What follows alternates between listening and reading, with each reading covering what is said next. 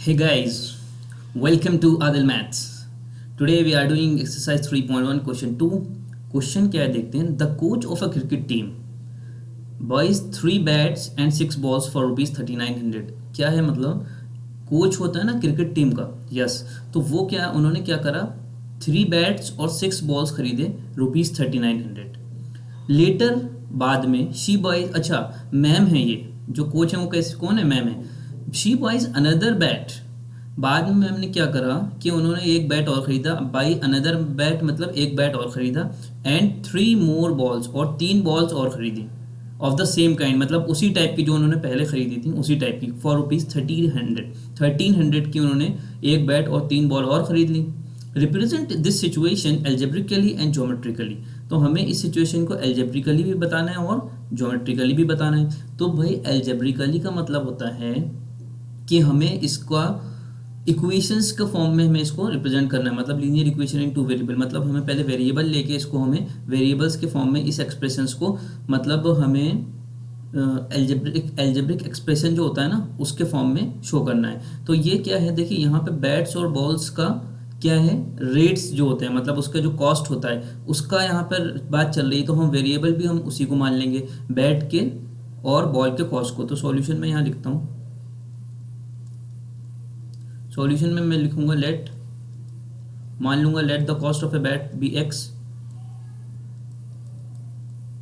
Cost of a bat be ₹x. ठीक है. मान लिया मैंने कि एक बैट ₹x का आता है. फिर इसी तरह सिमिलरली ये डबल डैश का मतलब है जैसे ऊपर लिखा है वैसे ही नीचे भी. ठीक है. अब मैं बॉल का मान लेता हूँ बॉल भी ₹y मतलब एक बॉल का जो कॉस्ट है वो ₹y है. ठीक है. अब देखिए जो कंडीशन दी है मैं लिखूंगा अकॉर्डिंग टू क्वेश्चन. क्वेश्चन के हिसाब से हम यहाँ पे बना रहे हैं अकॉर्डिंग टू क्वेश्चन के हिसाब से हम इसको की कंडीशन को एक्सप्रेशन के फॉर्म में बनाएंगे. तो कंडीशन ये थी कि 3 बैट्स और 6 बॉल्स 3900 की. तो देखिए एक बैट x का है तो 3 बैट कितने होंगे 3x के और 6 बॉल 3 बैट और 6 बॉल का टोटल कॉस्ट 3900 है. तो 3 बैट होगा 3x के और 6 बॉल इसको मैं प्लस कर दूंगा प्लस 6y इक्वल्स टू आ जाएगा 3900. क्यों क्योंकि वहाँ पे दिया हुआ था 3 बैट और 6 बॉल 3900 क्या है. अब एक बैट x का है तो 3 बैट 3x के हो गए प्लस 6y क्योंकि 6 बॉल्स हैं प्लस 6y इक्वल टू 3900. तो अब यहाँ देखिए 3 है यहाँ 6 है यहाँ 3900 है. ये तीनों 3 के मल्टीपल है मतलब 3 से डिविजिबल है. तो हम दो इस इक्वेशन को बोथ साइड 3 से डिवाइड करेंगे तो यहाँ आ जाएगा 3 कैंसिल होगा यहाँ x आ जाएगा यहाँ 2y आ जाएगा और यहाँ आ जाएगा 1300. ठीक है. इसको मैंने 3 से डिवाइड किया बोथ साइड. तो ये हमारी इक्वेशन 1 आ गई इक्वेशन 1. अब इसी तरह हम नेक्स्ट कंडीशन का भी हम यूज़ करेंगे. तो वो कैसे करेंगे देखते हैं.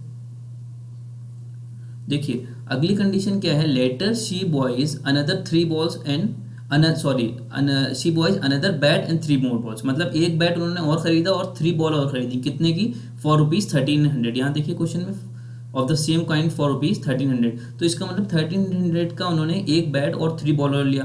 तो एक बैट कितने का होगा अगेन लिख दूंगा मैं अगेन फ्रॉम क्वेश्चन. ठीक है. फ्रॉम क्वेश्चन का यूज कर रहा हूं मैं. तो फ्रॉम क्वेश्चन क्या होगा एक बैट x का होगा और प्लस उन्होंने 3 बॉल्स भी खरीदेंगे तो 3 प्लस 3y हो जाएगा क्योंकि एक बॉल की का कॉस्ट जो है वो हमने y माना है. तो x प्लस 3y कितना हो जाएगा ये 1300 क्योंकि उन्होंने ये कितने का खरीदा है 1300. तो ये हमारी हो गई इक्वेशन 2. तो ये हमारी इक्वेशन 1 और इक्वेशन 2 हमारी आ गई. ये जो इक्वेशन 1 और इक्वेशन 2 आई है इसी को हम बोलते हैं एल्जेब्रिकली सिचुएशन रिप्रेजेंटेशन एल्जेब्रिकली मतलब ये एल्जेब्रिकली हमने इसको रिप्रेजेंट किया. ठीक है. मतलब इस सिचुएशन को हमने एल्जेब्रिकली रिप्रेजेंट कर लिया. अब हम देख रहे हैं कि इसको हम किस तरह से ज्योमेट्रिकली रिप्रेजेंट करेंगे मतलब हम इसका किस तरह से ग्राफ बनाएंगे. ठीक है. तो वो हम देखते हैं. पहली equation x plus 2y equal to 1300 है तो मैं यहाँ लिख दूंगा x plus 2y is equals to 1300. ये इक्वेशन 1 है और इक्वेशन 2 क्या है x plus 3y equal to 1300. x plus 3y is equals to 1300. तो ये दो इक्वेशन है ये 1 और ये 2. अब हम इन दोनों का क्या करेंगे इन दोनों का यहाँ पे हमारे पास ग्राफ पेपर है. इस ग्राफ पेपर पर हम इन दोनों का क्या करेंगे ग्राफ ड्रॉ करेंगे मतलब हम इसका एक लीनियर इक्वेशन की एक लाइन बनेगी, लीनियर इक्वेशन का ग्राफ लाइन होता है, तो लाइन बनाएंगे तो वो कैसे बनाते हैं, हम दो सॉल्यूशंस निकालते हैं दोनों लाइनों के और सॉल्यूशन को ग्राफ पेपर पे मार्क करके और उसको ज्वाइन करते हैं। ठीक है, तो देखिए कैसे निकालता हूँ मैं। फॉर इक्वेशन 1 पहले लिखूंगा, पहले क्या लूँगा, इक्वेशन 1 के लिए लूँगा। ठीक है, तो फॉर इक्वेशन 1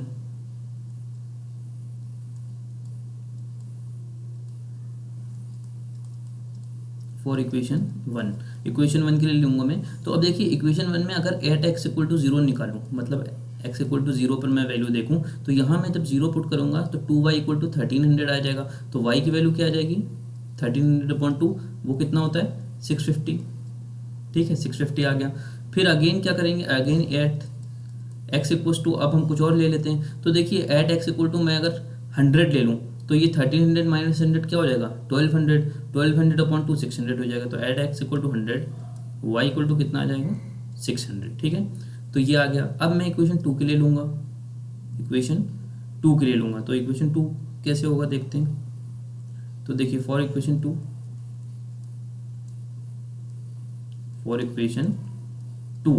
अब इक्वेशन 2 के लिए देखें, एट एक्स इक्वल टू 0 अगर मैं देखूं, एट एक्स इक्वल्स टू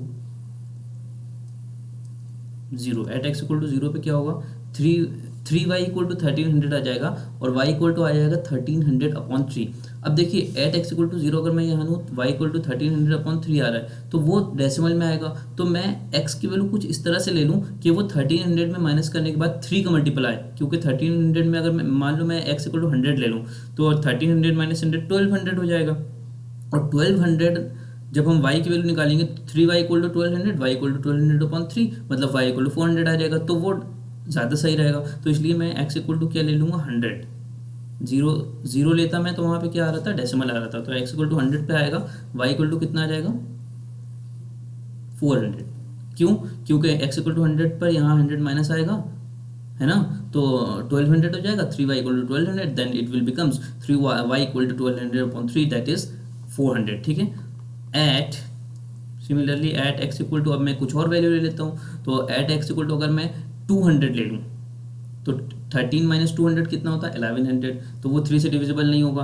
तो मैं 300 अगर ले लूँ तो वो 100 हो जाएगा, माइनस करने के बाद ये 1000 आ जाएगा। तो मैं अगर 400 ले लूँ तो 1300 माइनस 400 क्या होगा 900, और 900/3 300 हो जाएगा। तो वो सही है। तो एक्स इक्वल टू मैं 400 ले लूँगा, तो y इक्वल टू कितना आ जाएगा 400, 1300 माइनस 400 कितना होता है 900, 900/3 कितना होता है 300।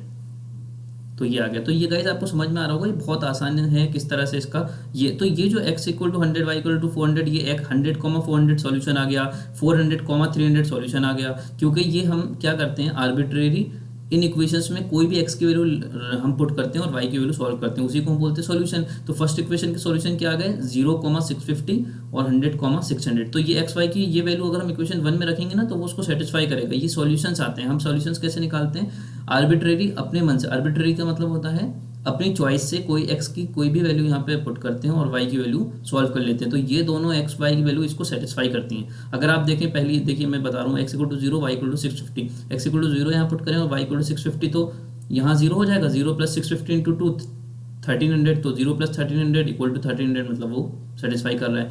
तो देखिए अब ये सॉल्यूशन, ये दो सॉल्यूशन 1 इक्वेशन 1 के आ गए और दो सॉल्यूशन इक्वेशन 2 के आ गए। अब हम इन दोनों को यहाँ पर क्या करेंगे, मार्क करेंगे ग्राफ पेपर पर, और हम उसके क्या करेंगे, ग्राफ ड्रॉ करेंगे, और वही हमारा ग्राफिकल रिप्रेजेंटेशन हो जाएगा। तो 0,650 कहाँ पर आएगा, पहली इक्वेशन के लिए तो 0,650 यहाँ पर आएगा। देखिए 0 यहाँ पर होगा और 650 क्या होगा 600 और 700 के बीच में। यहाँ 600 है और यहाँ 700 है, इसके बीच में यहाँ पर कहीं पे हम लोग मार्क कर लेंगे ये, ठीक है, यहाँ पर हो जाएगा ये। अब देखिए एक बात और ध्यान देखिए, यहाँ पे तो 2468 लिखा है, तो 100 में कैसे मान रहा हूँ, क्योंकि मैंने यहाँ स्केल चेंज कर दिया। स्केल 1 यूनिट इक्वल टू 100 ले लिया। मतलब जहाँ ये 2 है इसका मतलब है वो 200 है, जहाँ 4 है इसका मतलब है 400 है, ठीक है। स्केल क्योंकि मैंने यहाँ पे चेंज कर लिया। अब इसी तरह से 100,600 लेना है, तो x इक्वल टू 100 यहाँ पर होगा। ये देखिए जहाँ 1 होगा वहाँ 100 होगा, और y इक्वल टू 600 यहाँ पर होगा, 6 के सामने ये हो गया। ये दिख रहा है आपको ये। तो इन दोनों पॉइंट को, एक पॉइंट ये और एक पॉइंट ये, इन दोनों पॉइंट को मैं जब ज्वाइन करूंगा तो यहाँ पे एक लाइन बनेगी। तो देखिए मैं इसको इस तरह से ज्वाइन कर दिया, सॉरी। तो ये देखिए मैंने इसको इस तरह से ज्वाइन करा, यहाँ मैंने रखा, ये देखिए, तो ये इस तरह की लाइन बनेगी। सॉरी, अब देखिए मैं इसको मुझे इरेज करना पड़ेगा।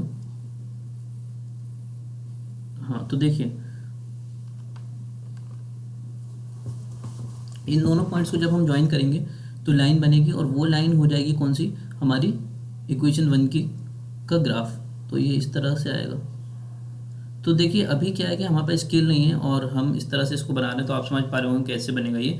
जब आप वहाँ पे कॉपी में बनाएंगे तो स्केल और पेंसिल का यूज़ करके बनाएंगे तो वो एग्जैक्ट बनेगी, ठीक है। तो इस तरह से इसकी एक का ग्राफ आएगा। इसी तरह अगर हम देखें इक्वेशन 2 के लिए, तो इक्वेशन 2 का भी ग्राफ हम बनाएंगे, तो वो कैसे बनाएंगे देखते हैं। तो देखिए इक्वेशन 2 में 100, 400 लेना है, तो 100 यहाँ पर है और 400 यहाँ पर है। तो मैंने यहाँ ये पॉइंट मार्क कर लिया यहाँ पर, ठीक है। और उसके बाद 400, 300, तो 400 यहाँ पर है ऑन द एक्स एक्सिस, और 300 कहाँ पर होगा, 400, ये 200 और 400 के बीच में यहाँ पर होगा। तो ये मार्क कर लिया। अब इन दोनों, इनको और इनको पॉइंट को हम ज्वाइन करेंगे तो हमारे क्या हो जाएगी, रिक्वायर्ड लीनियर इक्वेशन आ जाएगी। तो मैंने इसको इस तरह से ज्वाइन कर दिया, ठीक है। ये देखिए ये लाइन इस तरफ मैं आगे बढ़ा दूंगा, ये तो ये दोनों हमारी रिक्वायर्ड ग्राफिकल रिप्रेजेंटेशन आ गया। दोनों इक्वेशन जो आई थी हमने उसका क्या बना दिया, ग्राफ बना दिया। तो गाइज आपको समझ में आ रहा होगा किस तरह से करना है। जब आप करेंगे तो इसको स्केल और पेंसिल का यूज़ करेंगे। तो आई होप कि आपको समझ में आ रहा होगा। If you like this video please subscribe my channel Adil maths. Thank you.